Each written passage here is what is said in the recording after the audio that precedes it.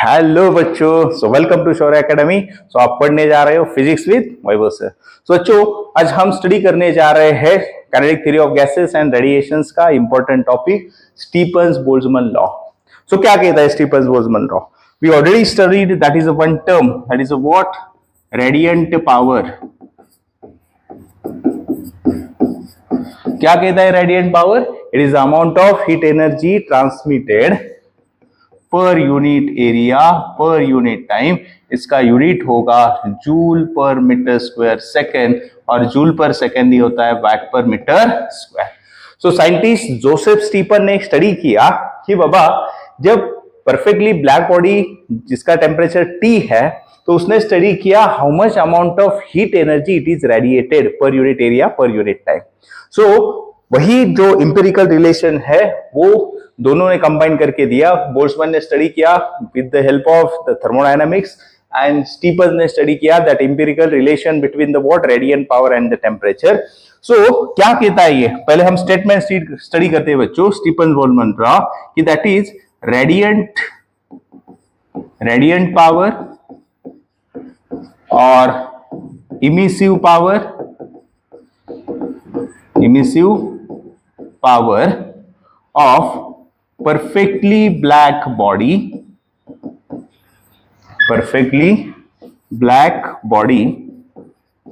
is directly proportional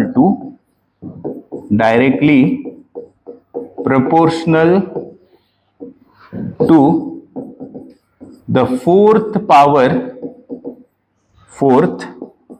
power of its absolute temperature.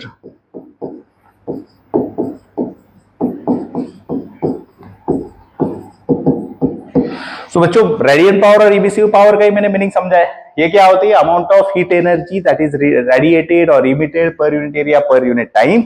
और Stefan Boltzmann कहता है कि ये किसके प्रोपोर्शनल है? It is proportional to fourth power of its absolute temperature. मतलब इसका कहना है it does not depends on the colour of body, it does not depends on the material of the black body and the other conditions, it only depends on the what?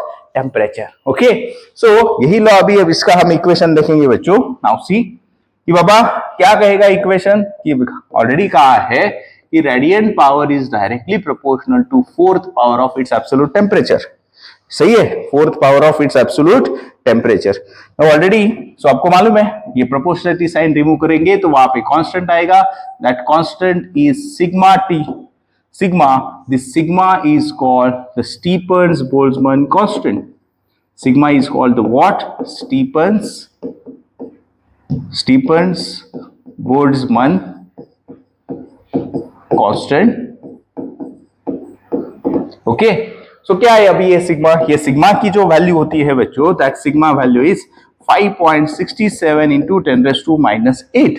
Intentionally मैं यहाँ पे unit नहीं लिख रहा हूं because important question है। Unit आ सकता है, डायमेंशन आ सकता है स्टीफन बोल्ट्जमैन लॉ का।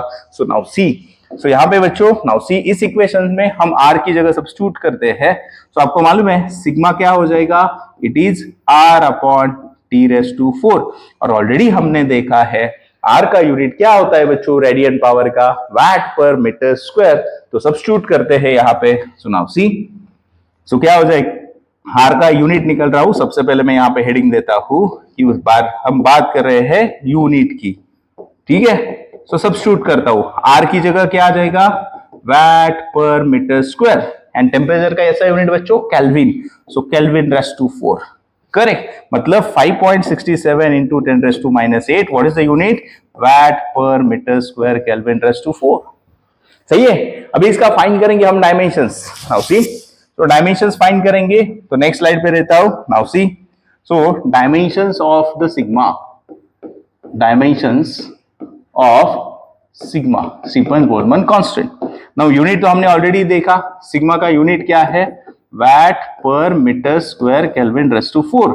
अभी आपको मालूम है वैट का मीनिंग, मैंने शॉर्टकट सीखा है पिछले वीडियो में, बहुत सारे वीडियोस में, कि बाबा ये चीजें कभी ध्यान में रखने की हमेशा, कि बाबा जब न्यूटन आता है तो डायमेंशन निकालते वक्त न्यूटन की जगह सब्स्टिट्यूट करना है केजी मीटर पर सेकेंड स्क्वायर। अगर जूल आता है तो डायमेंशन में सब्स्टिट्यूट करने का KG meter square per second square, and जब वैट आता है तो सब्स्टिट्यूट करो KG meter square per second cube. तो यहां भी हम वैट की जगह क्या सब्स्टिट्यूट करेंगे बच्चों, बोलो।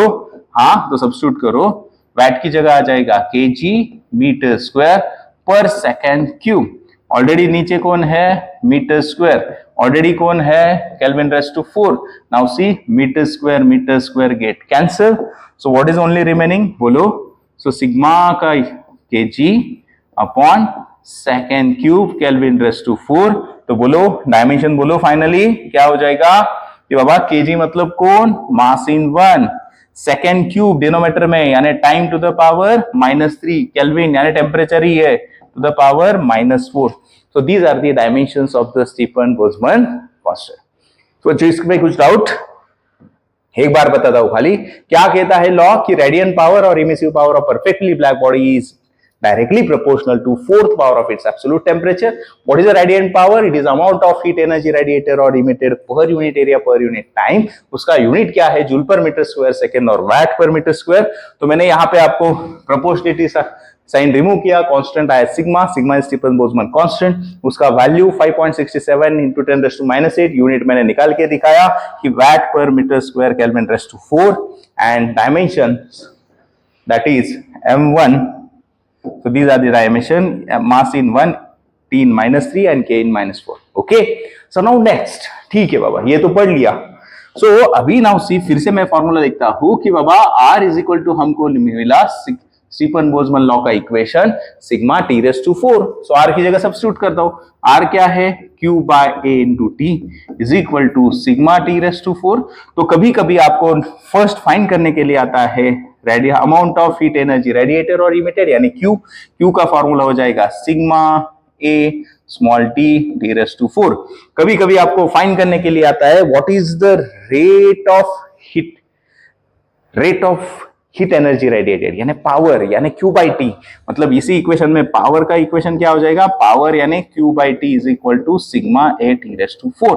लेकिन बच्चों ये सब जो बात कर रहे हैं हम, okay, this is for the what, black body. क्यों, बिकॉज हमने स्टडी किया what is emissivity is the ratio of radiant power of ordinary body to the black body. तो कंपैरिजन में ब्लैक बॉडी क्यों आती है, आपको मालूम है, emissivity of black body is 1।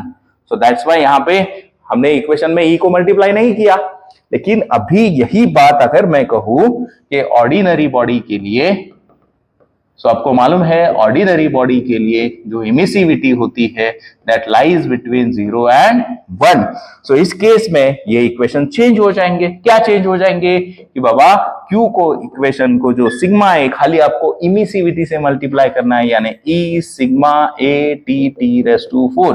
Same दूसरा equation power of Q by T is equal to that is E sigma A T raise to 4। Okay, so these are the equations to calculate the amount of heat energy radiated, then the rate of heat conduction, rate of heat radiation, that is the power, and this is the formula directly आपको अगर radiant power दिया है। So these are the three equations.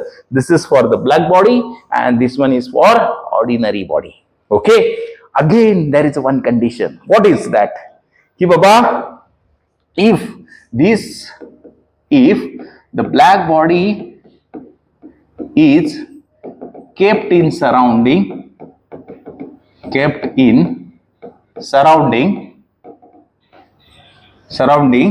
having temperature T0। Okay, तो इस case में क्या हो जाएगा कि जब ब्लैक बॉडी हीट रेडिएट भी करेगी, इमिट भी करेगी और साइमल्टेनियसली एब्सॉर्ब भी करेगी। क्यों, Prevost theory of heat exchange ने सब कुछ बताया, we already studied the Prevost theory of heat exchange. तो यहां पे क्या होगा इक्वेशन में, नाउ सी, अगर मैं कहूंगा बच्चों कि rate of heat absorb by black body per unit area, correct. तो ये कितना हो जाएगा? नाउ सी, एब्सॉर्ब की बात कर रहा हूं तो आपको मालूम है यहाँ पे क्या होगा, सिग्मा जो T⁴ था यहाँ पे कितना होगा, सिग्मा T⁴, ये एब्सॉर्ब वाला। एंड सेकेंड आपको मालूम है जो ऑलरेडी हमने स्टडी किया, रेट ऑफ हीट इमिटेड और you can say that radiated by black body per unit area at temperature T। उसका फॉर्मूला क्या होता है जो हमने स्टडी किया, दैट इज ओनली R, और यू कैन से दैट यहाँ पे समझने के लिए इमिटेड और रेडिएटेड इज सिग्मा T⁴। सो इसकी वजह से क्या होगा कि बाबा ब्लैक बॉडी रेडिएट भी कर रही है, इमिट भी कर रही है, साइमल्टेनियसली एब्सॉर्ब भी कर रही है सराउंडिंग का temperature, so there is a net loss of heat energy, अभी लॉस होगा, है ना। सो इसका फॉर्मूला क्या होगा, नाउ सी कि बाबा net loss of heat energy per unit area per unit time by perfectly black body। क्या हो जाएगा बच्चों, क्योंकि वो रेडिएट ज्यादा कर रही है कम कर रही है, तो वो फॉर्मूला हो जाएगा, बोलो, that is sigma T⁴ minus sigma T⁴। So formula हो जाएगा T⁴ minus T⁴. Correct, this is a net loss. Okay, so this is about the what we are talking about, net radiant। और यही equation क्या हो जाएगा, आप R की value substitute करेंगे तो Q नेट का फॉर्मूला हो जाएगा फिर से सिग्मा T⁴ माइनस T⁴, फिर से पावर नेट का फॉर्मूला हो जाएगा sigma T⁴ minus T⁴। And इसके अपोजिट बच्चों, इफ सराउंडिंग का टेम्परेचर ज्यादा है compare to that of the black body, है ना, इस केस में सब इक्वेशन खाली उल्टा लिखना है। क्या कि बाबा आर नेट जो होगा आपका वो क्या होगा, sigma T⁴ minus T⁴, Q net sigma T⁴ minus T⁴, and the net power is equal to sigma T⁴ minus T⁴. So these are the formulas which are used if the surrounding temperature is given, है ना, easy बच्चों। So Stefan Boltzmann law very easy. Now see, final एक बार revise करते हैं, रुक जाते हैं। Now see, first क्या कह रहा है कि बाबा स्टेटमेंट, रेडिएंट पावर और emissive power of perfectly black body is fourth power of its absolute temperature. Radiant power, amount of heat energy per unit area per unit time, that is the watt per meter square। Second, so R is proportional to T⁴, proportionality sign remove, sigma is the Stefan-Boltzmann constant, value 5.67 into 10⁻⁸ watt per meter square Kelvin⁴, उसका dimensions m1 T⁻3 K-4। then second one, so आपको मालूम है radiant power का formula substitute किया। so from exam point of view to solve the numericals you have to remember this equation, Q power emissivity of perfectly black body is 1, for ordinary body it is lies between 0 and 1, so we multiply by E when the numerical is on ordinary body। okay, and then यहाँ पे दिया है if the body is kept in a surrounding and उसका surrounding का temperature दिया रहेगा, तो आपको मालूम है कि there is a loss of heat energy by the perfectly black body। so यहाँ पे rate of heat absorption, rate of heat radiated, so net loss sigma T⁴ minus this। Correct, यहाँ पे लॉस हुआ, यहाँ पे क्या हो जाएगा बच्चों, नेट एब्सॉर्ब, नेट गेन भी कह सकते हैं आप, वहां पे लॉस है तो यहाँ पे net gain in the second condition. So hope so बच्चों आपको समझ में आया होगा स्टीफन-बोल्ट्जमैन लॉ एंड उसकी all the empirical relation. Okay, so if you like the video do not forget to like, share and subscribe. तो पढ़ते रहो physics with Vaibhav sir. Thank you.